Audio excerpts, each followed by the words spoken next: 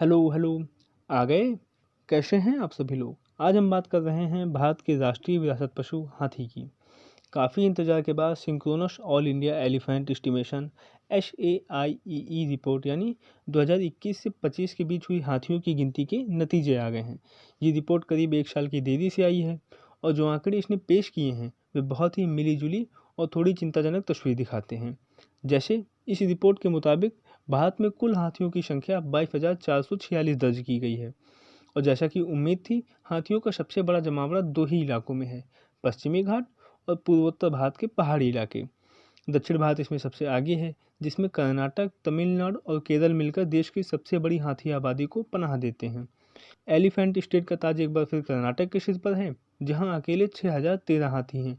इसके बाद असम 4,159, फिर तमिलनाडु 3,136 और केरल 2,785 का नंबर आता है। हैरानी की बात नहीं कि देश की आधी से ज़्यादा हाथी आबादी अकेले पश्चिमी घाट में रहती है।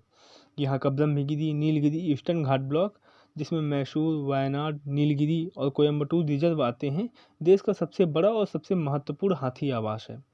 ये तो हुई अच्छी खबर, लेकिन अब रिपोर्ट का वो हिस्सा जो चिंता पैदा करता है वो है 2017 की पिछली गिनती की तुलना में देश भर में हाथियों की आबादी में 18% की गिरावट आई है। 18% की गिरावट आई है। कुछ राज्यों में तो स्थिति बहुत ज़्यादा खराब है, जैसे झारखंड में 68% की गिरावट आई है, उड़ीसा में 54% की गिरावट आई है।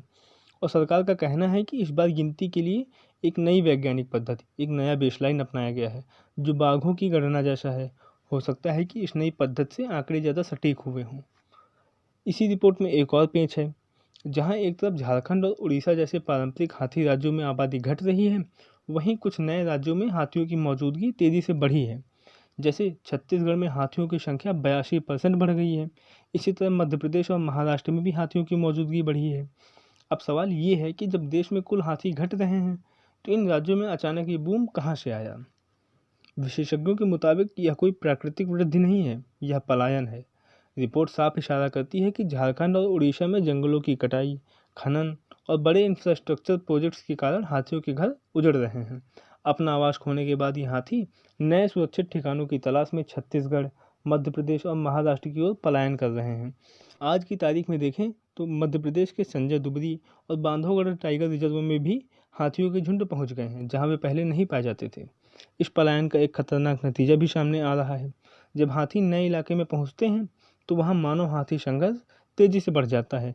छत्तीसगढ़ और मध्य प्रदेश के ये नए इलाके इस संघर्ष के नए हॉटस्पॉट बन रहे हैं।